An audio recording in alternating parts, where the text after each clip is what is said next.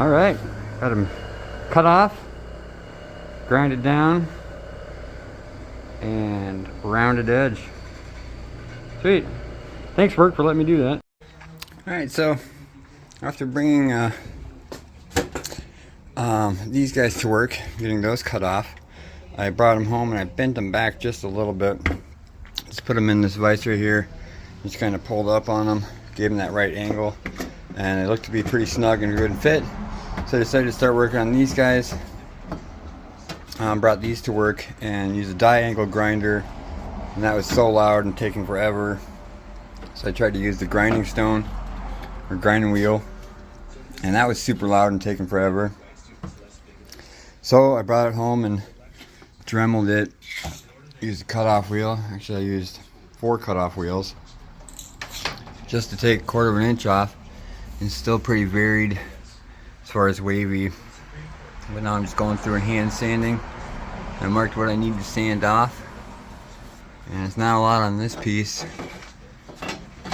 This other one, there wasn't a whole bunch either, but there's a little bit here and there.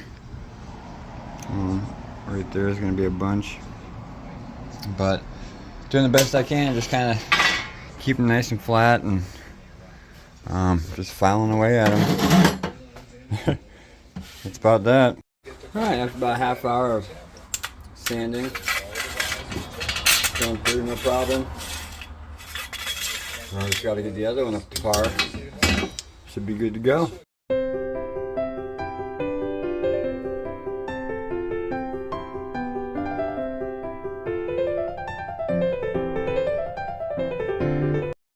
Alright, second one is filed down, goes through perfectly smoothly, and it's still nice and thick, so I can get the bolts through there. Sweet! Alright, up next, I got this lovely piece of cedar here. I'll have to figure out the internal dimensions of this guy right here. Yeah, something like right here. Figure that out exactly. Mark this guy up, cut it in half. But I think first I need to pull the table out. Yeah, next. Right. So after I got these guys cut in half, did a little quick chop on the ends and made them nice and 90 degree or whatever. Cut it in half. And there was a big chunk of one of these that had some gnarly in it, so I ended up taking about 3/4 of an inch off one of them. Then I measured them back to be even, and then yeah, I just kept pushing them through the table saw until they came out perfect. And by perfect, what I mean is I only had to make 2 cuts and one. No, I made 3 cuts total, and it just goes, it's perfect amount of like nice and snug tight. I let go of the spring action, doesn't move. I'm gonna clip it down. Well, I ran them both through. Either way, the point is, they're good, set up. Now I can get them on the car, get them fitted. I'll get this done. They do both go through, I swear. So I got the things on top of the car up there, and I was just thinking to myself, I didn't add in, these go through perfectly, but they're not going to with these in. So I'm gonna have to account for that. I'm going to take 1/16 of an inch or whatever that is off of both sides. Not a big deal, I just, you know, don't want to do it. Alright, now I got them down to size. It'll prep her. Let's see, I'll show you what I'm talking about. Boom. Just not there. Yeah, that's what I'm talking about. So, as you can see, just went ahead and slipped this on. So I'm just gonna go back and forth and figure out where center is and figure out where I need to put it. then clamp it down. Well, they're on there. They're a little bit bowed. I'm cool with that. I think the structure of the secondary one will bring it up. It's just very, really kind of unnoticeable, especially like right down at the edge of the car. Kind of see how it's a little bowed, but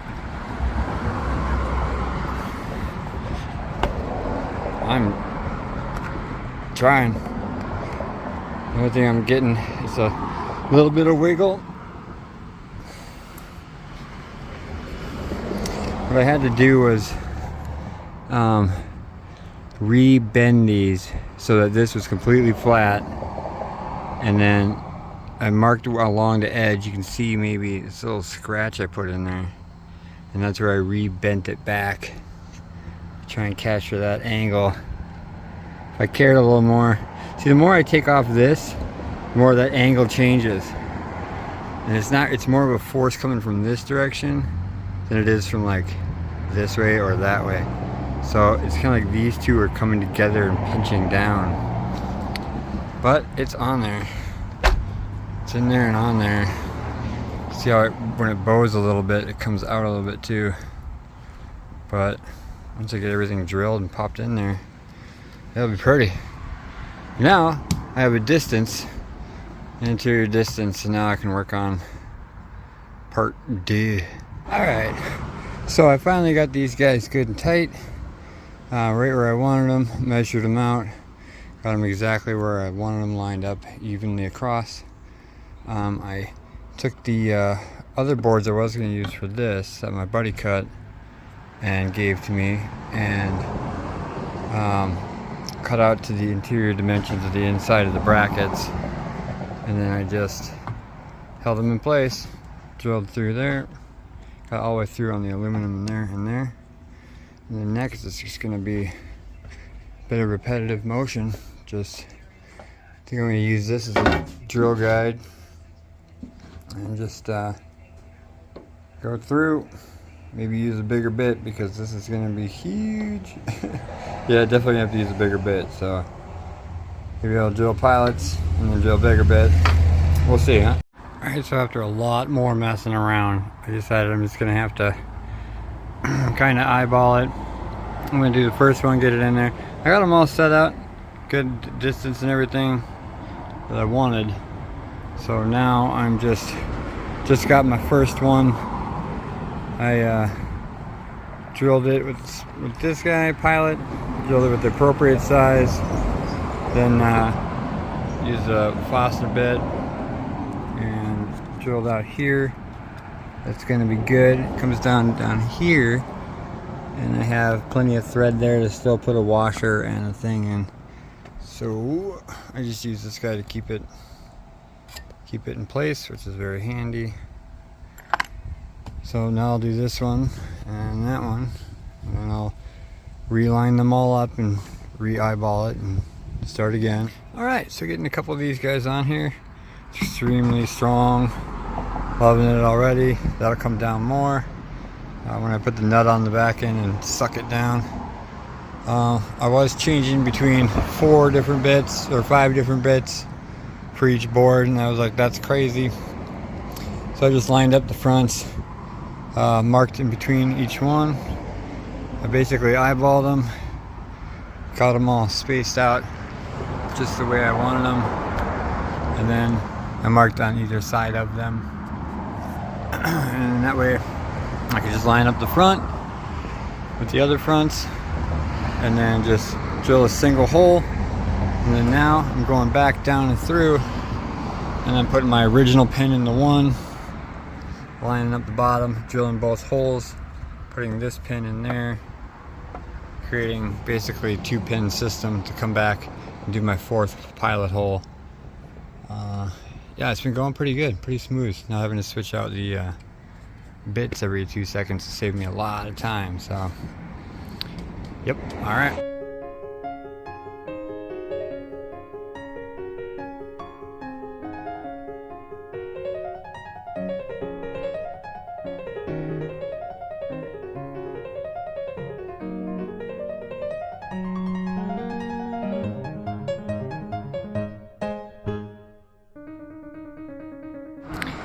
Alright, we've got bolts and nuts. You can see I went through, so now I'm just going to go through and do all the top ones and then come back and re-bolt them up, at which point I will take a hacksaw and cut these off flush with the bolt. These just so happen to be flush with the bolt, so yeah, that's what I'm going to do now. My camera died during that hyperlapse, so that's what's up, but as you can see by all the dust, I definitely achieved my goal of getting all my holes drilled. So I pre-numbered these 1, 2, 3, 4, so I knew which side up and which area they were. So now I just gotta put them all on. Alright, there it is. It's on there. I ran out of bolts because I forgot that I wanted to make this detachable. So I was only going to put the one roll of bolts, thus the supports. But I got one in the front row, one in the back row. Mine's 2. I had to improvise. But I got more coming. At the end of the day, it's looking pretty damn good if you ask me. But, you know, if you ask me, the guy who made it, he's going to say, looks pretty good.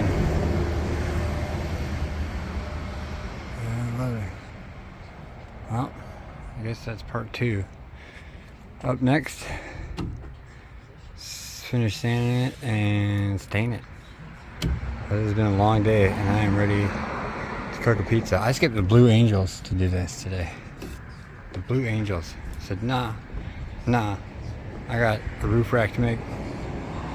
So there it is.